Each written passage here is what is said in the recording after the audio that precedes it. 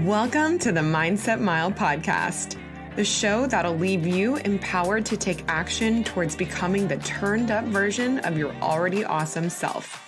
I'm your host, Aisha Zaza, and I'm so glad you're here. Let's go.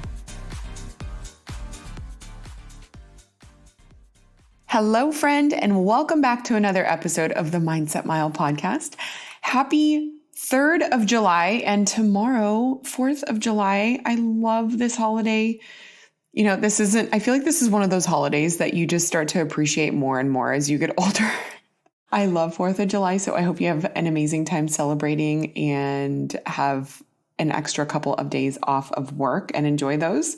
This week's Ask Aisha question is, how did you balance a newborn and fitness postpartum?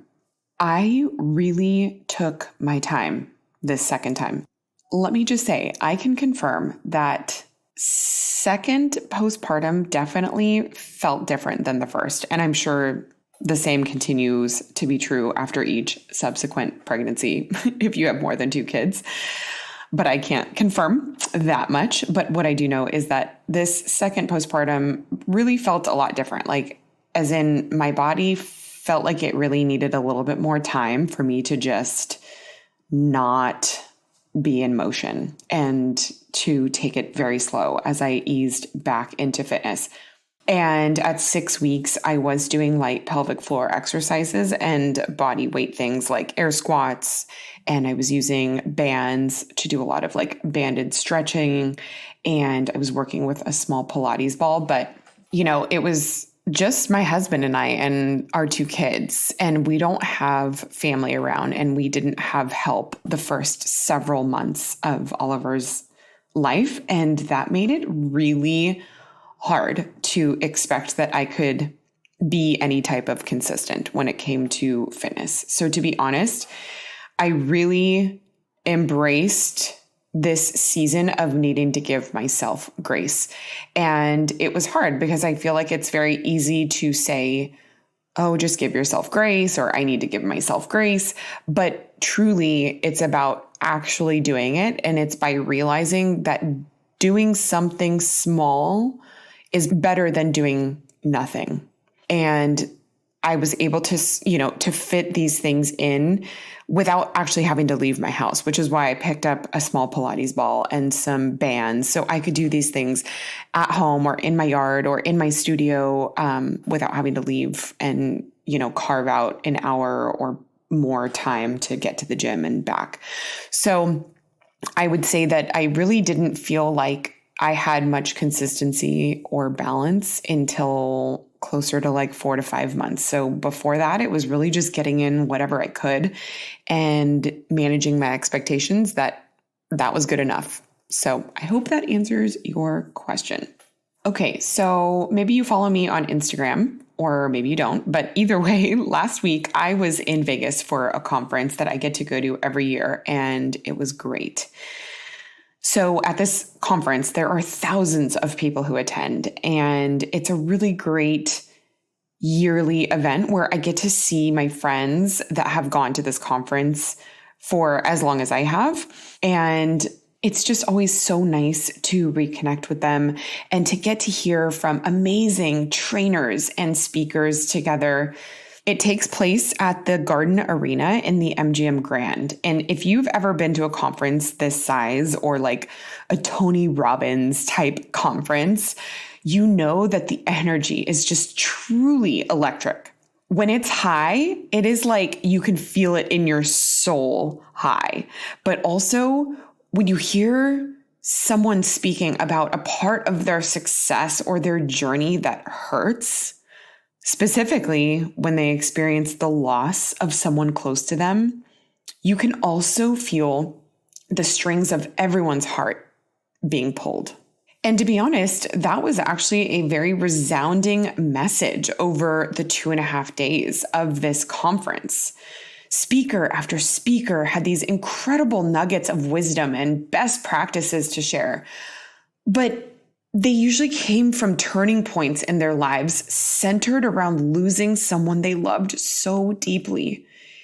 And I don't know about you, but I really hate when we are reminded of the fragility of life in those moments And without intending the lesson to be about gratitude specifically, I would say it was probably one of the biggest takeaways most people in that arena would grasp. Because without even realizing it, most of us live in a way that assumes we have more time, more of our own time, and more time with the people that we love the most. And also, we act like we just have more time to change our behaviors and our mood and our health and our current situations, right? Like, we all want to be happy, but how many times have you put off happiness until the next thing, right? That next smaller pant size, or the next job, or the next vacation, the I'll be happy when XYZ attitude. Now, I wouldn't say that any of us consider ourselves to be ungrateful, right? Like, you probably wouldn't identify yourself as a generally ungrateful person, but I'm telling you, it's not until you have those pivoting life moments or those perspective shifts, like hearing from these incredible speakers in the arena of the MGM Grand, where you see your gratitude shortcomings clearly. You may already know this about me, but I love making my bed every day. It starts my day off with a sense of accomplishment, but I also love slipping into a beautifully made bed every night. And my Cozy Earth bamboo sheets make all the difference. They are so unbelievably soft and comfortable, and the premium fabric regulates body temperature no matter the season. They're perfect for the hot summer nights coming up. Cozy Earth provided an exclusive offer just for my listeners. You could receive up to 40% off site-wide when you use code MindsetMile. Go to CozyEarth.com to explore their latest arrivals and to receive up to 40% off when you use code MindsetMile at checkout. I felt this awakening inside of me of untapped gratitude. I thought of all the little things that I've been thinking about lately that have been bothering me, like about our house or about future Aisha problems I've been letting occupy space in my brain that have taken my focus away from the present and all of the good that is right in front of me. And like I said, it's not that I've been blatantly ungrateful. I mean, I do acts of service all day long for my family and the people around me to let them know that I love them. And I'm constantly using my words to say thank you or to express ways that I appreciate someone or the things that they do for me. But gratitude is a feeling, and it fills you when you practice acknowledging the good in your life. And it's a feeling of peace. Knowing that you don't need to solve all your problems in order to be grateful. There was a day I remember several months ago when I was like really on the struggle bus. I had lingering postpartum depression, and it was just one of those days where everything wound me up.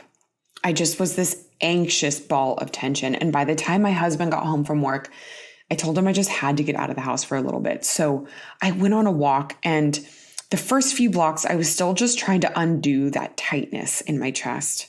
It was just one of those walks. I wasn't even sure what I wanted or what I needed.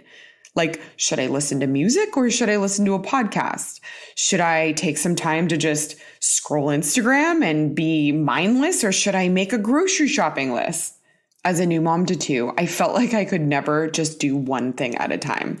For efficiency's sake, I would take walks for myself or with the baby, and then I would try to do something else that only required my phone that I felt like I could never find the time to do when I was at home, even if it was as simple and mundane as just making a grocery list. So I was like, what do I do, right? I have all these options that I can do from my phone, but I didn't even know what I needed. And it kind of just came to me. I was like, okay, I think I know what I need to do right now. I'm going to text 5 people and I'm going to tell them I love them and thank them for their support. But I specified what that was for each person. So for instance, I sent a message to the friend that had volunteered to set up my meal train, like right after Oliver was born. And even though I had thanked her when she did it and sent it out, I sent this text message that said, hey, I just wanted to let you know I'm thinking about you. I love you. And I know this was months ago now, but I can't tell you how loved and thought of it made me feel when you volunteered to send out our meal train. And then I sent the text. And after each text I sent, I felt a little lighter and a little lighter. I know when you're having a day, what you want is for something good to happen to you. But I'm telling you, some of the best therapy when you want to receive good energy and good feelings is to give good energy and good feelings. And I'm not just making that up. It is true that giving and practicing gratitude in the form of giving, whether that's with time or generosity or your words or your gratitude, it actually stimulates your brain's reward center and it releases endorphins, which, as we know, boosts self-esteem, happiness, and it combats feelings of depression. Having an attitude of gratitude is a constant practice. And one of the simplest and best ways to practice it is by writing down 3 things you're grateful for every day. It can literally be as simple as that. Just keeping a notebook or a journal by your bed. And if all you ever do is write down 3 things you're grateful for, it will create a new pathway to make the feeling of gratitude one that becomes second nature. And I also just want to say that gratitude is not telling ourselves that other people have it worse. While being appreciative of things that haven't gone wrong seems like it might be a good way to manage bad feelings or feelings of ungratefulness, it's actually a recipe to amplify those things. Gratitude does not mean you need to invalidate your feelings. So if you find yourself saying things like, I should just be grateful that blah, blah, blah, switch it up and just say something neutral but irrelevant to what is happening. Like, I am grateful for my breath.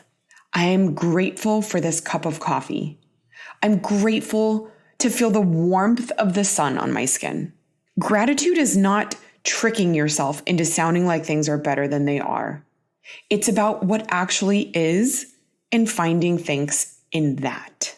So, what are 3 things that you are grateful for today?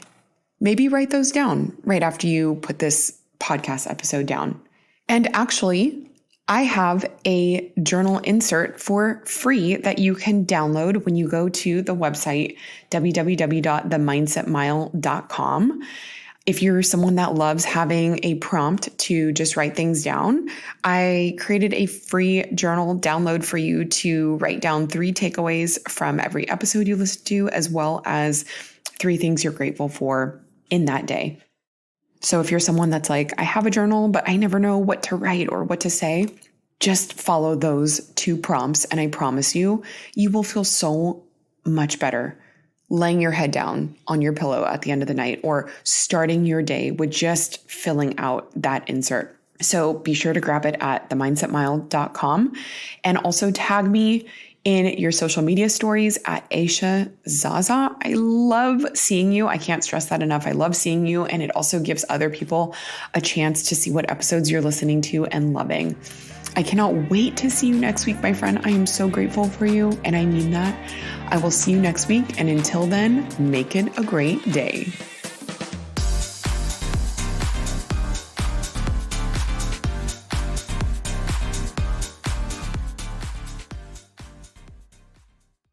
Are you interested in launching a podcast but don't know where to start? My team at Upstarter Pods can help you at every step of the way with a support team, strategy sessions, live recording assistance, and customizable plans. If this has been on your heart for a while, I want to encourage you to contact Chase at Upstarter Pods to just get some more information. He's absolutely fantastic. You can contact Chase directly at chase@upstarterpods.com or on Instagram at upstarterpods to set up a free discovery call and to get more information. All the links and contact info are below in the show notes.